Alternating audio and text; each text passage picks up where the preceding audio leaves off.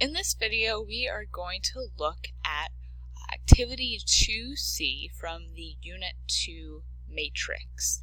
And this activity is to help you practice predicting products of synthesis, decomposition, and combustion reactions, as well as to review predicting products of replacement reactions covered in the previous activity. So let's get started. So the first one here, we have iron, and it tells us that this is iron 2, so it has an oxidation state of +2, reacting with oxygen. And so we have two individual elements, so we know that this reaction is going to be a synthesis reaction. So I'm going to put synthesis as my type, and then I know that in a synthesis reaction we have two elements combining to form a compound. So I'm going to have iron and oxygen reacting together to form an ionic compound, since this is a metal. So I need to do my crisscross since we are forming an ionic compound. So Fe, it tells me is a +2 oxidation state, and then oxygen has a -2 oxidation state that I found by looking at my periodic table. So when I crisscross this, I'm going to get Fe2O2, but I know that I need to reduce this to its simplest form, so I'm going to reduce it just to FeO. And now I just need to balance my reaction. So I have one iron on each side, but I have two oxygens on my reactant side and only one on my product side. So I'm going to fix that by putting a coefficient of 2 in front of FeO, but then that throws off my irons, so I need to also put a 2 in front of iron on my reactant side. So now my equation is balanced. I'm just going to fill in a 1 in front of O2. On to the next problem. I have C2H4O2 reacting with oxygen. And so because I have a hydrocarbon reacting with oxygen, I know this is going to be a combustion reaction. So I'm going to put combustion.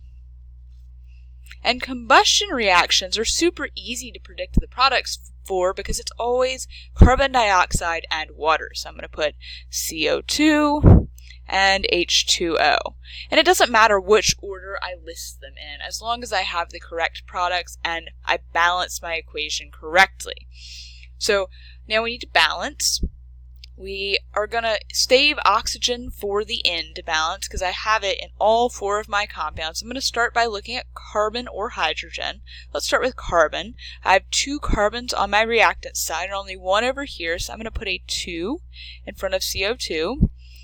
That fixes carbon. Now let's look at hydrogen. So we have 4 hydrogens on the reactant side, and we only have 2 hydrogens on the product side. So I'm going to double this to make 4 hydrogens on both sides. And then last, let's look at oxygen.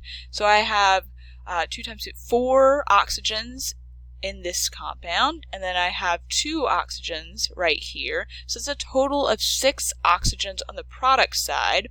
So I need to have 6 on the reactant side. I already have 2 right here, so I need 4 more. So I'm going to put a 2 in front of O2 so that I have 2 plus 4 more oxygens for a total of 6 on each side. And then of course I'm going to fill in my 1 in front of C2H4O2. Next we have H2O. And that's our only reactant. So anytime we only have one reactant, that tells us that we're going to have a decomposition reaction. Decomposition. And our decomposition reaction here is just going to decompose into its elemental components. So we're going to have hydrogen as one of our products, but hydrogen's never truly alone because it's a diatomic element, so I'm going to have H2. And then I also need to have oxygen, and oxygen is also diatomic, so I'm not going to have just O, I'm going to have O2. And then I just need to balance. So the only thing out of balance right now is oxygen. So to fix that, I'm going to put a 2 in front of my H2O, but then that threw hydrogen out of balance. I have 4 hydrogens and only 2 over here, so I'm also going to put a 2 in front of H2. And then I'm just going to fill in my 1 in front of O2. Next reaction, I have CH4 reacting with O2. So I have a hydrocarbon reacting with oxygen. So I know this is going to be combustion. combustion. So my products are going to be carbon dioxide and water, CO2 and H2O, and I just need to balance my equation. So I'm going to save oxygen for last because oxygen appears in more than one place on both sides. So let's look at carbon. Carbon's already in balance with one on each side, so now we're going to look at hydrogen. There's 4 hydrogens on the reactant side and only 2 on the product side. So I'm going to double H2O to make 4 hydrogens. Now let's look at oxygen. I have 2 oxygens here plus 2 over here, so that's 4 total. So I need a 2 in front of O2 to make 4 oxygens on my reactant side. Then I'm just going to fill in those 1s. Next we have H2 plus N2. So we have 2 elements by themselves, and they're actually molecules because they're diatomics, but 2 individual elements, just one of each type. So I know this is going to be a synthesis reaction. So we need to do our crisscross to figure out what our chemical formula will be when these 2 elements come together. So I'm going to have hydrogen bonding with nitrogen. Hydrogen has a +1 charge and nitrogen is -3. So when I do my crisscross, I get H3 and N, H3N, which is hydronitric acid. So H3N, and then I need to balance this equation. So I already can see that nitrogen is out of balance because there's 2 nitrogens on my reactant side and only 1 on the product side. So I'm going to go ahead and put a 2 in front of H3N and double that whole thing to correct for nitrogen. But now I need to fix hydrogen. I have 6 hydrogens on my product side and only 2 on my reactant side. So I'm going to put a 3 in front of H2. And then I'm just going to fill in my 1 in front of N2. Next we have PBr3, phosphorus tribromide. And since there's only one thing, I know this must be a decomposition reaction. Decomposition. And it's going to decompose into its elements. So it's going to decompose into phosphorus, which is not diatomic. So I'm just going to have 1 phosphorus just by itself. And then it's going to also decompose into bromine, which is a diatomic. So I'm going to put Br2. Now I just need to balance. There are 3 bromines over here and 2 over there. So this is going to be tricky to balance because they have an odd number on one side and then an even number on the other. So to fix this, I'm going to first have to make my number of bromines an even number. And to do that, I just double my number of bromines on this side by putting a 2 in front of PBr3. So now I can correct for the number of bromines because I have 6 on my reactant side, and I can multiply a number by 2 to get 6. So what times 2 will give me 6 bromines? That would be a 3. So I have 6 bromines on both sides, and now I just have to fix phosphorus. I have 2 phosphoruses on my reactant side, so I need 2 on the product side as well. Next we have calcium carbonate decomposing, because we only have 1 substance as the reactant, so we know it is going to be decomposition. So carbonates decompose in an interesting way. This is the one specific type of decomposition reaction you are expected to know. Carbonates decompose into carbon dioxide and an oxide. So I know one of my products is going to be carbon dioxide, CO2, and then the other product is going to be an oxide of the metal that was part of the carbonate compound. So it's going to be calcium oxide. So I just need to figure out my formula for that. So I have calcium, and then I have oxygen bonded to it. Calcium has a +2 charge, and oxygen is -2. So when we do our crisscross, we're going to get Ca2O2, but we know that we can reduce it just to CaO. So calcium carbonate decomposed into carbon dioxide and calcium oxide. So now we just need to balance. So looking at this, we have 1 calcium on both sides, we have 1 carbon on both sides, and we have 3 oxygens on both sides. So this is already balanced, so I'm just going to fill in 1s in front of everything to remind myself that it's already balanced.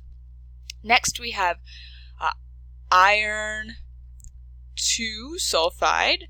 You've got to think a little bit about that name to figure out what the charge on iron would be. And we just have one reactant, so this is also going to be decomposition. And it's going to decompose into its two elements. So the first one being iron, and the next one being sulfur. Sulfur is not diatomic, so it's just going to be one sulfur and one iron. And that means that this is already balanced. We have one of each thing on both sides. So I'm just going to put ones in front of each of my reactants and products. Up next, we have O2 plus C5H12O2. So this is slightly tricky because this is actually a combustion reaction. We have oxygen reacting with a hydrocarbon, something containing hydrogen and carbon. They're just in the flipped order, which don't let that trip you up. Just think about the two things you need for a combustion reaction to occur. So this is combustion, so I know my products are always the same. They're going to be carbon dioxide and water. And then we need to balance our reaction. So I immediately see that I have 5 carbons and only one over here, so I'm going to put a 5 in front of CO2. I have 12 hydrogens on the reactant side and only 2 on the product side, so I'm going to put a 6 in front of H2O to balance that out.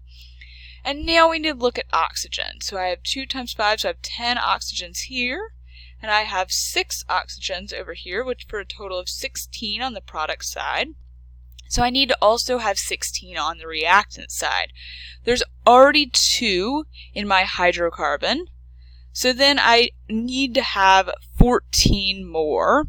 So what times 2 will give me 14? Well, that would be 7. So 7 times 2 gives me 14 oxygens plus the 2 right here for a total of 16 on each side. And then our last problem has mercury oxide, mercury 2 oxide. And since there's only one reactant, we know it must be decomposition. And we're going to decompose into our elements. So our first one being mercury, and then the second one being oxygen. But oxygen is never truly by itself because it's diatomic, so it always comes in a pair, O2. So now we just need a balance. We have 2 oxygens in the product side, so we need to have 2 in the reactant side. And then 2 mercuries over here, so 2 mercuries on the product side as well. So before we flip our sheet over, make sure you review how to predict products for all types of reactions. There are 2 steps to answering a problem where you're asked to predict products and then balance. So first of all, you need to figure out what the reaction type is, and then we need to figure out whether this will actually result in a chemical reaction. And remember, there are several pieces specifically for replacement reactions to determine whether or not they will occur. So in general, you can assume that combustion reactions, synthesis reactions, and decomposition reactions will occur as listed. But for single displacement or single replacement reactions, you need to determine if the element that's by itself is more reactive than the element in the compound. And to do that, you refer to your activity series. And then for double replacement reactions, you need to make sure that both reactants are soluble in water and that one of the products is either insoluble or is water, because we either see neutralization reactions or precipitation reactions occurring. So when we're looking at the back of the sheet, keep those rules in mind so we can determine whether or not each reaction will occur. So on the back here, the instructions say, for each reaction below, predict the products, and if the reaction will occur, write the type of reaction, but if the reaction will not occur, write no reaction. So for each one, we're going to look at it, predict the products, and then determine if it will occur or not. And if it won't occur, we're just going to write no reaction. If it will occur, we'll put the reaction type. So this first one right here, we have silver and then copper sulfate, copper 2 sulfate. And so this looks like a single replacement reaction. We have an element by itself with a compound. So this will be a single replacement. And silver is a cation, so it's going to try and replace the cation in copper 2 sulfate. And the cation here is copper. So copper is going to be kicked out by itself. So I put copper out by itself. And then we need to re-crisscross silver with sulfate to figure out the correct chemical formula. So we have silver, which always has a +1 charge, and sulfate, which has a -2 charge. When we crisscross, we get Ag2SO4. So now we want to make sure we have a balanced chemical equation. So I notice we have 2 silvers on the product side and only 1 on the reactant side. So we're going to put a 2 in front of silver. And then everything else looks like it's in balance. So we're just going to fill in 1s for everything else. So now we just need to determine if the reaction will occur or if we're going to put no reaction. So for this reaction to happen, we need silver to be more reactive. So silver must be higher in our activity series than copper. So looking at our activity series, I see silver way down here. And then copper is actually more reactive than silver. So this is not going to occur. We're going to put no reaction, no Rx in.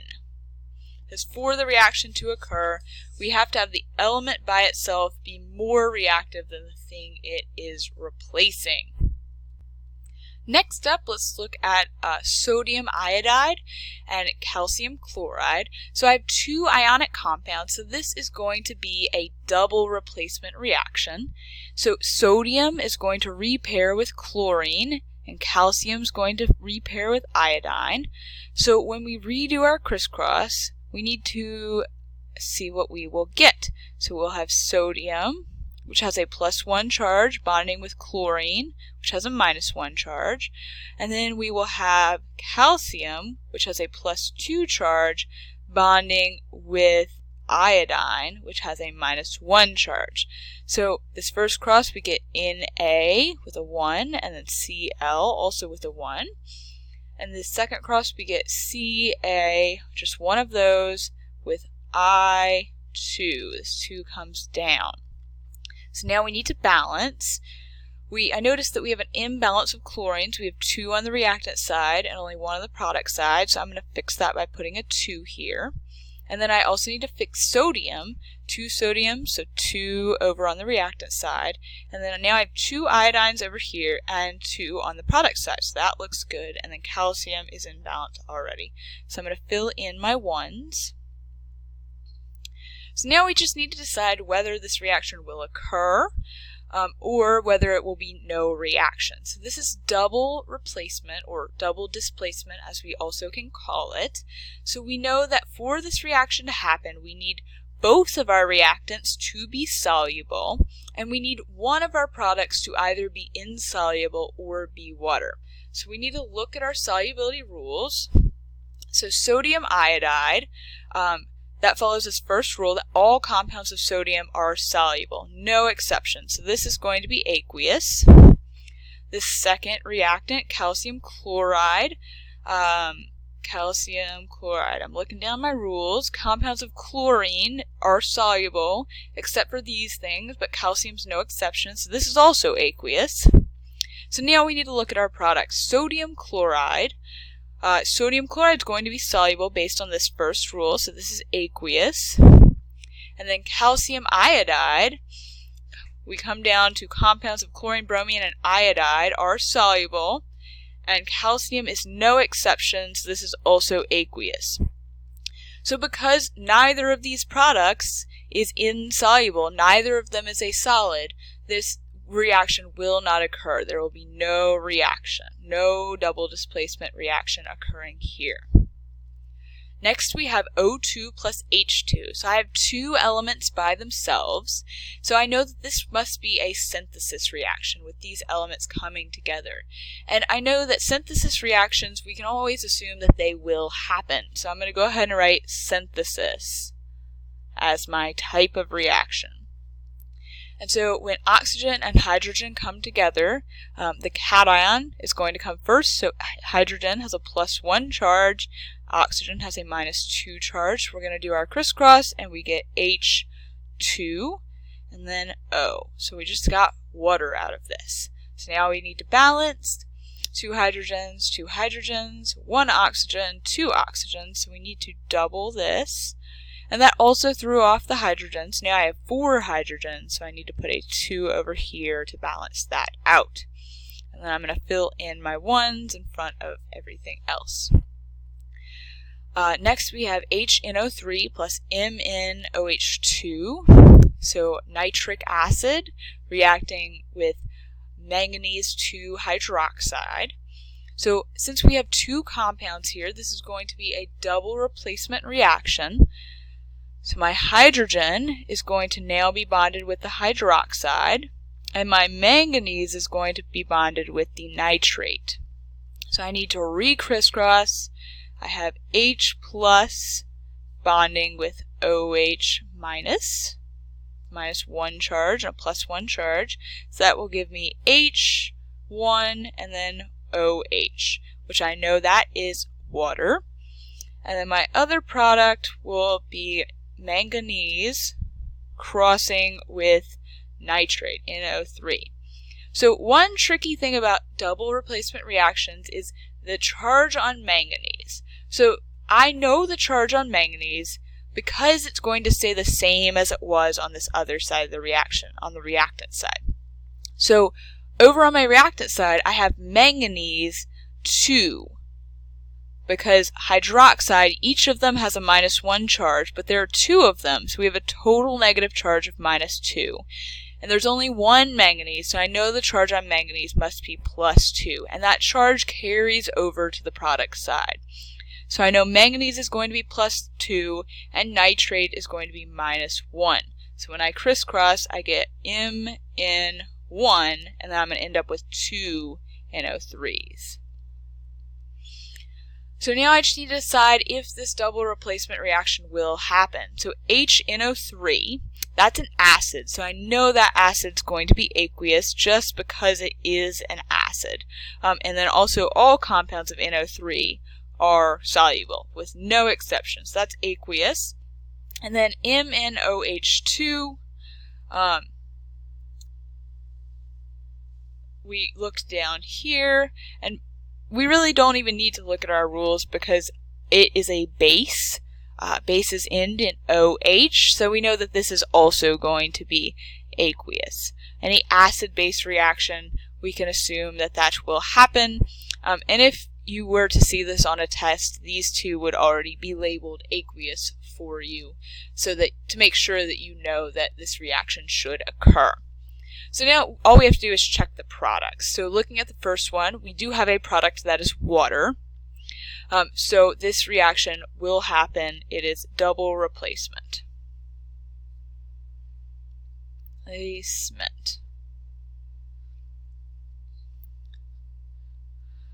And then also we can look at the second compound, manganese nitrate. All compounds of NO3 are soluble, no exceptions. So this would be aqueous and water would be a liquid. We forgot to balance up here, so we need to come back and do that. So we have 2 nitrates on the product side, so we need to have 2 on the reactant side. So I'm going to put my 2 in front of HNO3. And then we have 2 hydrogens here, so we need to have 2 hydrogens over here, so I'll put a 2 there. And then I also have 2 hydroxides now, which I have 2 hydroxides on my reactant side as well. So now I'm just going to fill in my 1s. So we have a balanced chemical reaction, and we've predicted the products accurately. Next we have silver nitrite, AgNO2, reacting with barium sulfate. So silver nitrite, let's see, and barium sulfate, this must be a double replacement reaction because we have 2 ionic substances. Silver is going to pair with sulfate now, and barium is going to pair with nitrite. So we need to re-crisscross. And I'm actually going to use a different color now, so I feel like it's getting a little crowded on this sheet. So I'm going to switch to blue ink. So silver Ag has a +1 charge, and then sulfate, SO4, has a 2- charge. So when we do our crisscross, we get Ag2 and then SO4, just one SO4. And then we need to do our second crisscross. Barium is going to pair with nitrite. Ba has a +2 charge, and nitrite, NO2, has a -1 charge. So when we crisscross, we get Ba, and then we're going to end up with 2 NO2. So I'm going to put that in parentheses, NO2, and 2 of those. So now that we have our products predicted, we can balance our equation. We have 2 silvers on the product side, so we need to put a 2 in front of silver nitrite on the reactant side. We have 2 nitrites over here and 2 over here. 1 barium, 1 barium, 1 sulfate, 1 sulfate. So the rest is already balanced, so I'm going to fill in those 1s. And then last but not least, we just need to determine if this reaction will happen. So silver nitrite. So let's see. Nitrite. Nitrite is not actually on your list, but nitrites are just as soluble as nitrates. So we're going to go ahead and put aqueous here. But you would not see that on a test unless it was marked for you. And then barium sulfate, so compounds of SO4 generally dissolve in water, but we do have some exceptions to that rule, and barium is an exception. So this is not going to be soluble, this will be a solid. So that means that no reaction will occur. No reaction, because we do not meet that requirement of 2 soluble reactants. So we're going to get no reaction occurring here. Next we have HCN, cyanic acid, and copper 2 sulfate. So we have 2 compounds. We are going to have a double replacement reaction. Hydrogen is going to pair with SO4, and copper is going to pair with cyanide. So when we re-crisscross, we get H plus pairing with SO4 with a 2- charge. And then we get copper, which we can tell has a +2 charge because it's just bonded with 1 sulfate. So +2 pairing with cyanide, which has a -1 charge. When we crisscross, we get H2, SO4, and we get copper, Cu, just one of those, and then we get 2 cyanides. So I'm going to put Cn in parentheses. So now we just need to balance this equation. So we have 2 hydrogens and only 1 over here, so I'm going to put a 2 in front of that. We have 2 cyanides and 2 cyanides. We have 1 copper, 1 copper, 1 sulfate, 1 sulfate. So now I'm just going to fill in those 1s. And then last but not least, we just need to determine if this reaction will happen. So HCN, that's an acid, so I know automatically that that will be aqueous. And then copper sulfate, compounds of sulfate are generally soluble, and copper is not an exception, so this will also be aqueous. So now we just need for one of our products to either be water or to be insoluble. So H2SO4, that's an acid, and also we can look at our rule to see that compounds of SO4 do dissolve, so this will be aqueous. And copper cyanide, although this is not a rule on your sheet, this is also going to be aqueous. And on a test, it would be labeled for you if it wanted you to know that. So because everything in this reaction is soluble, we are not going to have a reaction. No reaction here. Up next, we have water reacting with silver iodide. So since we have 2 compounds here, this is going to be a double replacement reaction. Oop, but I'm not going to write my type yet because I haven't determined whether or not it will occur. So when we're doing double displacement and we have water, we have to think of water as its 2 component ions, H and OH.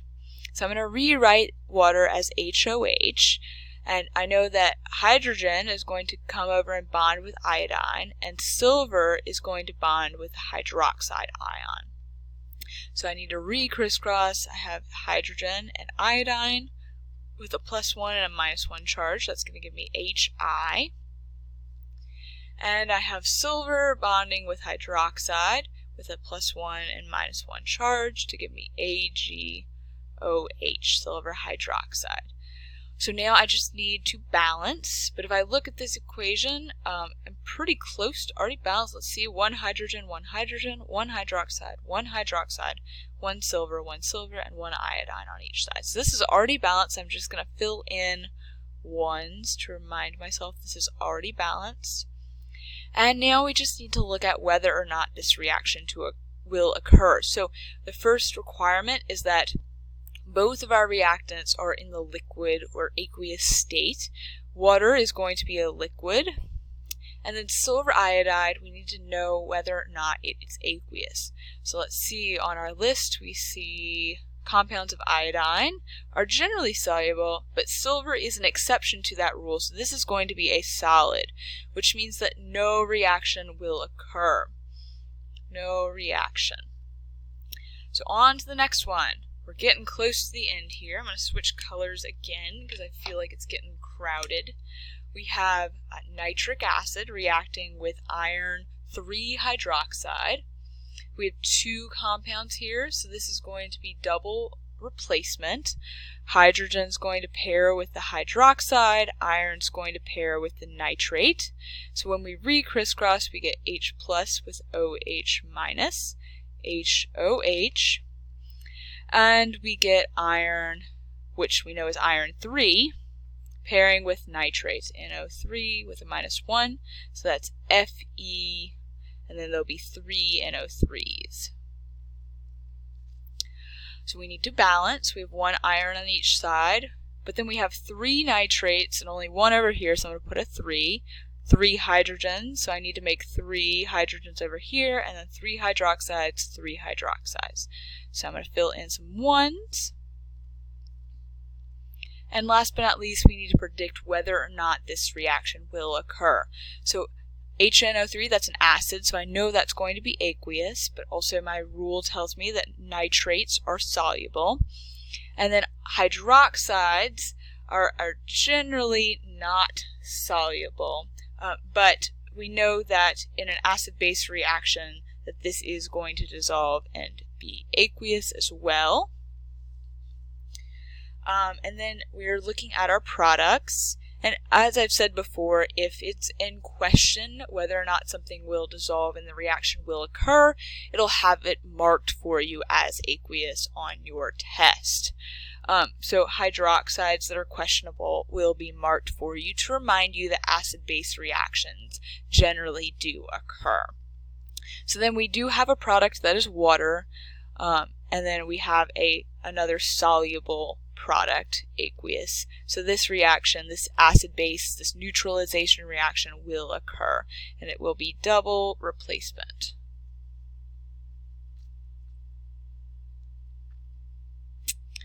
Up next we have lithium bromide reacting with Cobalt-4 sulfite. So this will be double replacement because we have 2 compounds. Lithium will pair with sulfite and cobalt will pair with bromine. So when we redo our crisscross, we're going to have lithium, which has a +1 charge, pairing with sulfite, SO3, with a 2- charge. So that gives us lithium, Li2, and then just 1 SO3. And then our other product will be cobalt, which we know has a +4 charge because each sulfite has a -2 and there are 2 -2 charged things. So we need +4, pairing with bromine, which has a -1. So we're going to get COBr4. Now we need to balance. I automatically notice we have 4 bromines on the product side and only 1 over here, so I'm going to put a 4 in front of lithium bromide. And then 4 lithiums and only 2 over here, so I'm going to put a 2 in front of Li2SO3. And then I have 2 sulfites, 1 cobalt, 1 cobalt. So now I'm just going to fill in those 1s, and we need to determine whether or not the reaction will occur. So looking at our solubility rules, all compounds of lithium dissolve with no exceptions. This will be aqueous. And then cobalt sulfite. Sulfites generally follow the same rule as sulfates. So, and cobalt is not an exception, so this is also going to be aqueous. And then on our product side, we have another sulfite, which we know will be aqueous. And then we have cobalt for bromide. And compounds of bromine are soluble, and cobalt's no exception, so this is also aqueous. So we do have two soluble reactants, but we do not have an insoluble product, and we do not have water, so this reaction will not occur. No reaction. We're getting towards the end here. Let's move on to number 10, lithium nitrate with silver. So here we have an element and a compound. So this isn't going to be double replacement. This was just going to be single replacement. So silver is going to try and replace the cation in the substance. Silver is going to try and replace lithium and kick lithium out by itself. So if this reaction occurs, our first product will be lithium by itself, and then silver crossed with nitrate. So Ag +1 with NO3, which has a -1 charge. So we're going to get AgNO3. And to determine, well, first let's balance. So we have NO3, NO3, Li, Li, Ag, Ag. So it's already balanced. I'm just going to fill in some ones. So to determine if this reaction will occur, we need to look at the activity series, and we need silver to be more reactive than lithium. So silver's all the way down here, and lithium's all the way at the top. So this reaction will not occur because silver is way less reactive than lithium. So I'm going to put no reaction. Then in number 11, we have silver reacting with oxygen. So we just have two elements here. So we know that two elements reacting together just individually, this is going to be a synthesis reaction, which we can assume synthesis reactions will occur. So silver and oxygen are going to come together to form an ionic compound. Silver has a +1 charge, oxygen is -2, so we get Ag2O. And now we just need to balance. We have two oxygens and only one over here, so we need to put a 2 in front of silver oxide. And now we have 4 silvers, so we need to put a 4 over here, and then just fill in that 1. And then last but not least, we have H2CO3. So we have a carbonate, and since there's only one reactant, we know this is going to be a decomposition reaction. Decomposition. And remember, carbonates decompose in a kind of strange way. They decompose into an oxide and carbon dioxide. So the first part of is going to be carbon dioxide, and then it's going to decompose into an oxide bonded with the cation. So our cation is hydrogen. So we're going to have hydrogen bonded with oxygen. So when we do our crisscross, we have H +1, O -2. So we're going to get H2 and then O. So dihydrogen monoxide, which is also called water. Now we just need to double check that we're balanced. We have 1 carbon, 1 carbon, 2 hydrogens, 2 hydrogens, and 1, 2, 3 oxygens, 3 oxygens. So this is already balanced, so I'm going to put 1s in front of everything.